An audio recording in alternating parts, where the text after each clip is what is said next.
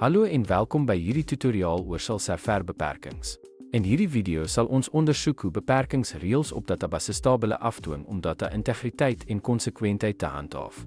Jy sal leer hoe om die alter-tablestelling te gebruik om beperkings by te voeg of te verwyder, insluitend praktiese voorbeelde soos die byvoeging van 'n primêre sleutel om unieke waardes te verseker of die verwydering van beperkings om buigsame veranderinge aan jou databasestruktuur toe te laat.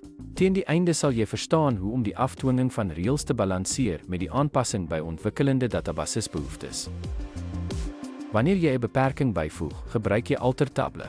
Add constraint om reëls op bestaande tabelle af te dwing en te verseker dat jou data die reëls wat jy definieer volg. Byvoorbeeld, die byvoeging van 'n primêre sleutel kan gedoen word met verander tabel studente voeg beperking by studente primêre sleutel studente. Dit verseker dat die studente elke student uniek identifiseer en nie nul kan wees nie, wat jou data akkuraat en konsekwent hou. Wanneer jy 'n beperking verwyder, gebruik jy alter-table.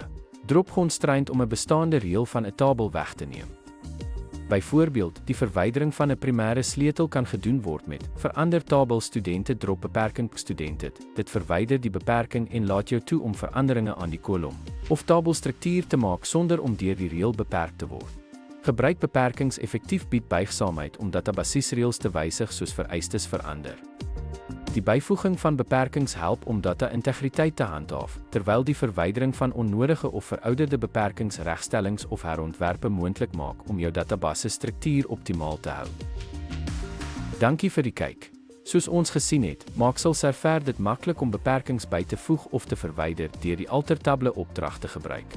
Die byvoeging van beperkings help om data-integriteit te handhaaf, terwyl die verwydering daarvan jou die buigsaamheid gee om jou tabelle te wysig soos vereistes verander. Deur hierdie tegnieke te bemeester, kan jy verseker dat jou databases betroubaar en aanpasbaar bly vir toekomstige behoeftes. Hou aan eksperimenteer en geniet die databasesbestuur.